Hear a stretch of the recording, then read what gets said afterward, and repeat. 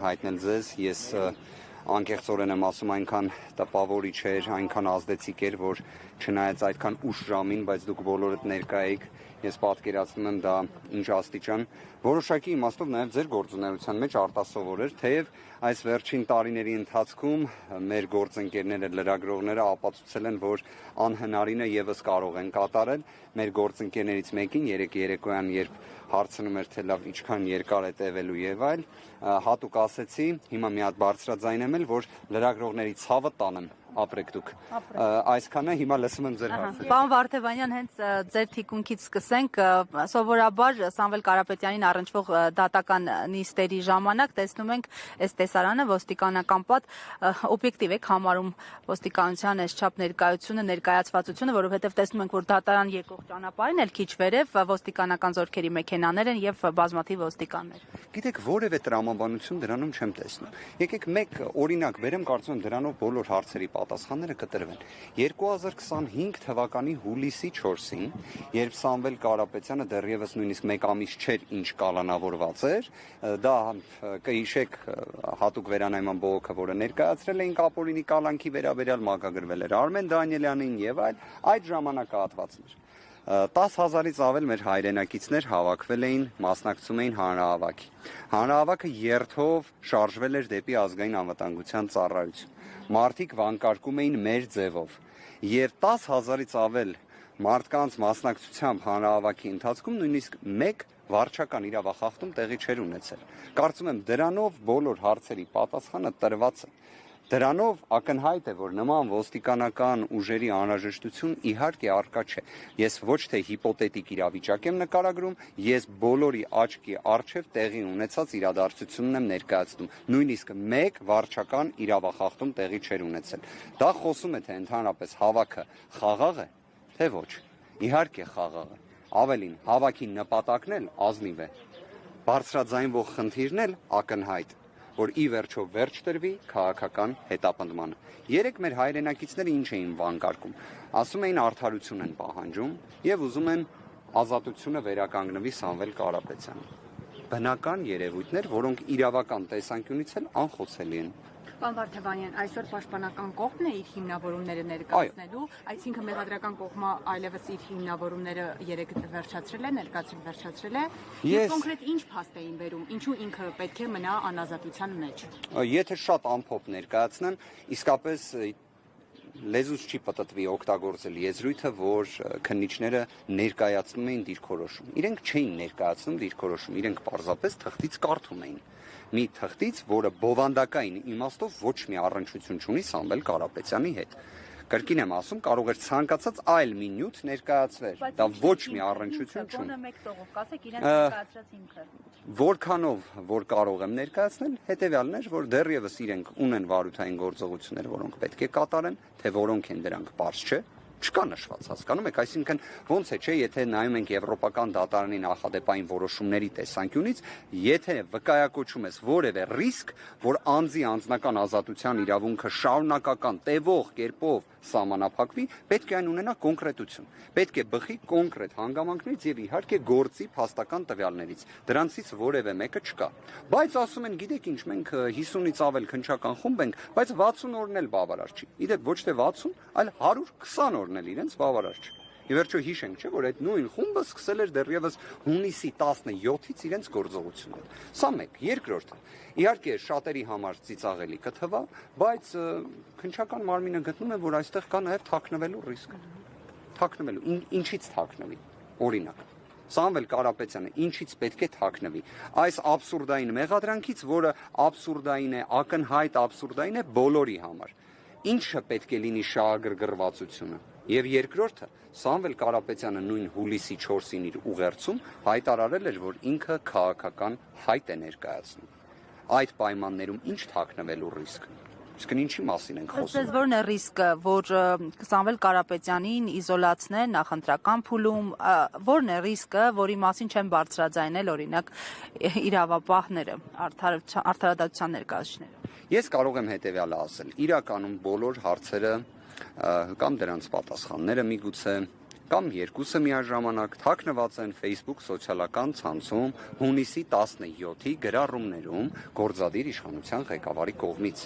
Դրանով սկիզբ դրվեց քաղաքական հետապնդման։ Քաղաքական հետապնդումը իհարկե կարող է ունենալ տարբեր շարժառիթներ։ Դրանցից մեկը հենց իհարկե բուն քաղաքական գործընթացն է։ Դա եւս ակնհայտ է, որ տվյալ դեպքում արկա է, որովհետև այն աստիճան, այսպես ասած, անհանգստությունը, որը նկատվում է Սամվել Կարապետյանի նկատմամբ, կարծես թե ցանկացած անաչառ դիտորդ եւս կհաստատի։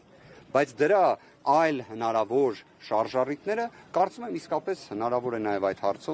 հարցում ուղարկել ՀՀ կառավարություն ստանալ պատասխան։ Հնարավոր է բացահայտել։ Պաշտպանական թիմը ձեր հայտարարություններ տարածել դատավոր Վահե Դոլմազյանի վերաբերյալ, հետաքրքիր է արդյոք երեք Վահե Դոլմազյանը քննիչներին հարցեր ուղղել է, ինչ դիրքորոշում է ունեցել եւ նաեւ տեղեկություն տարածվեց, որ դատական նիստը հետաձգվել է Դոլմազյանի ինքնազգացողության վատթարացման պատճառով, դա արդյոք համապատասխանում է իրականությանը թե ոչ։ Երկրորդ հարցադրման վերաբերյալ թույլ տվեք մասնագիտական որոշակի մոտեցումներից ելնելով ես ձեռնպահ մնամ պատասխանելուց,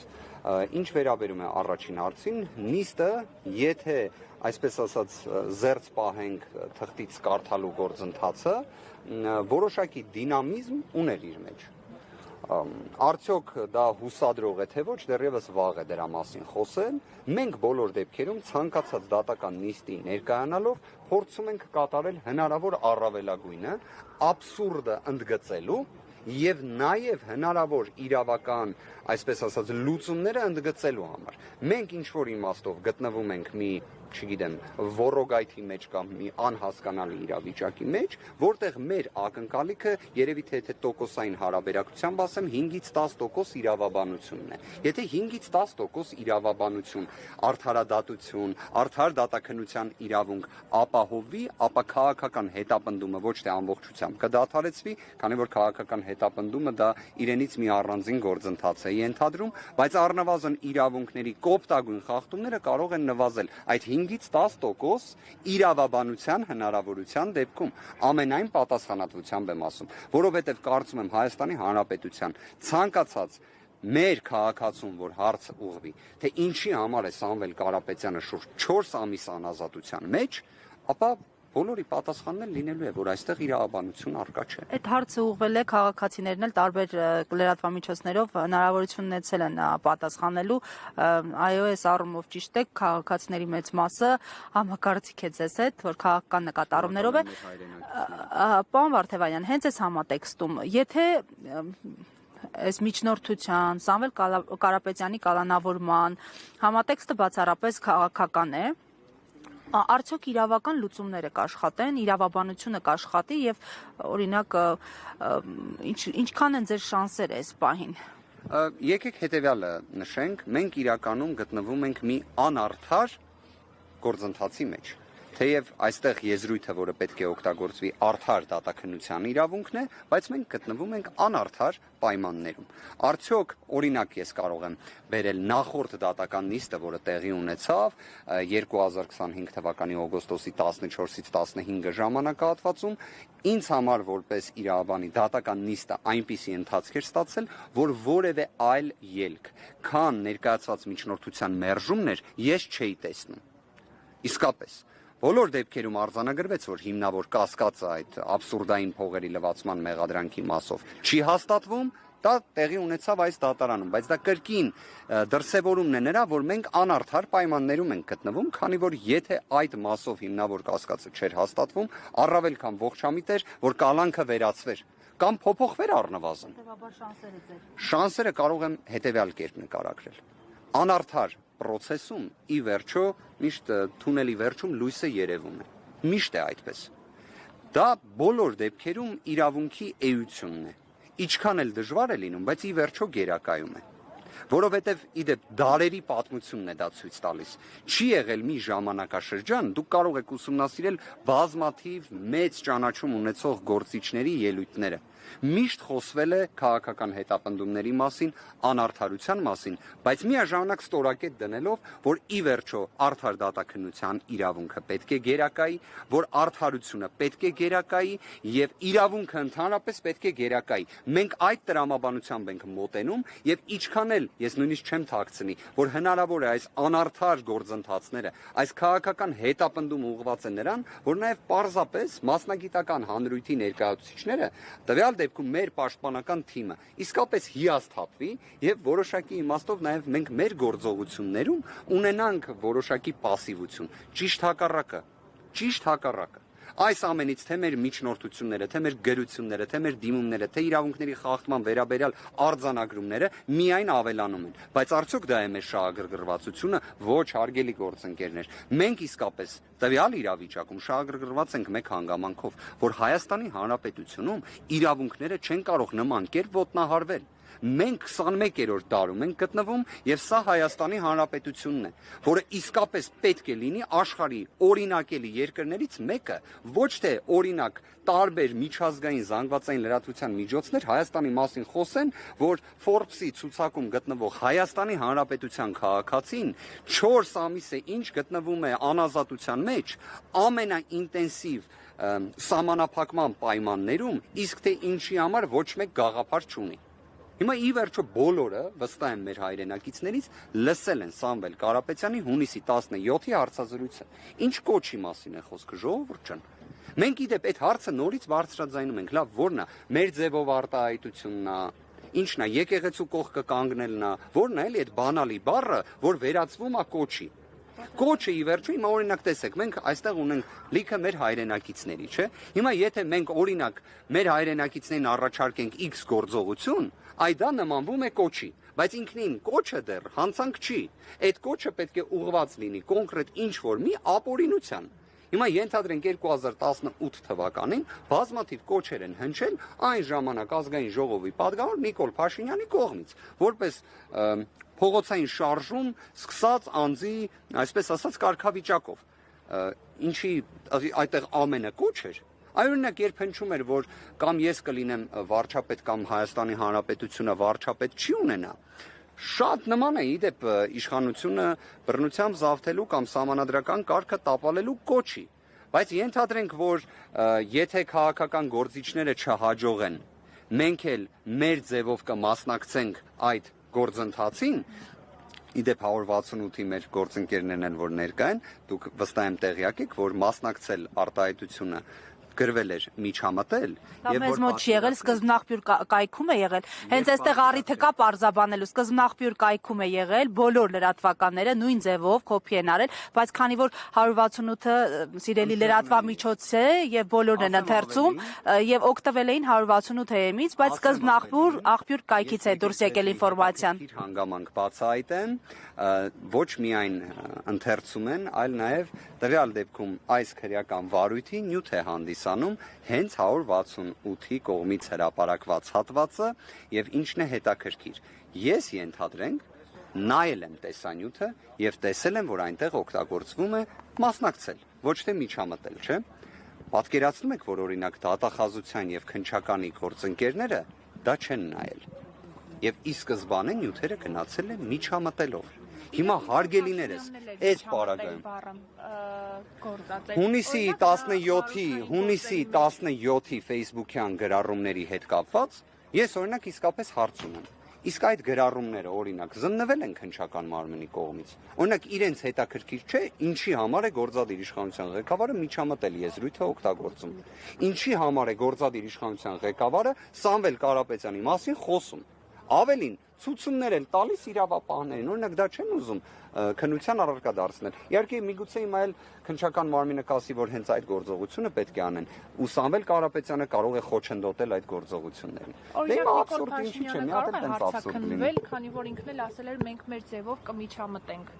Այ հետաքրքիր հանգամանք եք բարձրացնում։ Ես օրինակ սկսել էի Facebook-յան գրառումները զննելու մտքից, դուք ավելի առաջ գնացիք, որ ընդհանրապես հարցաքննելու հարց բարձրաձայնվեր։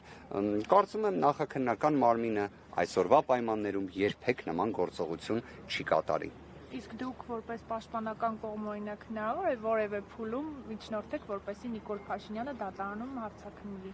Եկեք որևէ մի գործողություն չբացառենք այս փուլում, բայց ես առնվազն գիտեմ մի բան, որ այս քրեական վարույթի ամբողջ հարցերը, պատասխանները, ակունքը, առիթը, ընդհանրապես ամենը ինչ կատարվում է հենց հունիսի 17-ի այդ մի քանի Facebook-յան գրառումների մեջ են, որը ի դեպ, այսպես ասած, առնվազն մեղմ ասած զարմանալի է նաև ցանկացած միջազգային գործունեություն իրականացնող, իրավաբան լինի, իրավապաշտպան լինի, ԶԼՄ ներկայացուցիչ լինի, իսկապես բոլորի համար շոկային է, որ գործադիր իշխանության ղեկավարը նման ձևով գրառումներ է կատարում եւ մի հատ էլ ցուցումներ է տալիս, հաշվեհարդարի խոստում է տալիս, որը առնվազն տեսել ենք թե 120 օր ինչպես է կատարյալ կերպով իրացվում։ Պարոն Վարդևանյան, այսօր դատական նիստի մասնակցելու է պարոն Ամստերդամը թե ոչ եւ երեք նա ասուլիսի ժամանակ ասել էր, որ մենք ամեն օր կգրոհենք Փաշինյանին եւ Հայաստանի միջև Սամվել Կարապետյանի ազատ արձակվելը եւ սա շատերի կողմից հանդիսացավ որպես կոչ, թեև նա ասել է, որ իրավաբանորեն իրավական տեսակ։ Ես այսպես ասեմ, կարծում եմ Ամստերդամի ելույթները նաև հասանելի են օրինակ YouTube-ում, ենթադրենք իր հարցազրույցը Տակեր Կարլսոնի հետ։ Հասանելի է YouTube-ում, դուք էլ կարող եք ուսումնասիրել, այնտեղ եւս բավականին սուր հռետորաբանություն է օգտագործում, բայց վստահ եղեք, համոզված եղեք, Հայաստանի Հանրապետությունը գրոհելու կամ նման եզրույթները ես նույնիսկ կարծում եմ միգուցե թարգմանության խնդիր է եղել, որովհետև Ամստերդամի հետ խոսելու ընթացքում կարող եմ ասել վերջինս չափազանց տպավորված է Հայաստանի Հանրապետության թե բնակիչներով թե Հայաստանի Հանրապետությունով, այլ արծ որ բնավ տպավորված չէ քաղաքական հետապնդումներով, սա այլ պատմություն է, բայց այդպիսի ձևակերպումների տեսանկյունից կարծում եմ դա որոշակի առումով կիսա ճշմարտություն է նման կերպ մեկնաբանելը, հավատացած եղեք, եթե հենց ուղիղ նման ձևակերպում լիներ, առաջին նախատողները կամ քննադատողները կամ դրա վերաբերյալ գնահատական տվողները լինելու ենք մենք, որովհետև ես առնվազն թե իմ գործընկերները որևէ մի պահ երևի թե տեղիք չենք տվել մեր վերաբերմունքի տեսանկյունից Հայաստանի Հանրապետության նկատմամբ, չեմ կարող այս բանը ասել։ 168-ի հարգելի հետևողներ, ներքին գործերի նախարարության մեքենայով կարծեք Սամվել Կարապետյանն է բերվում եւ քաղաքացիները ծափերով են ողջունում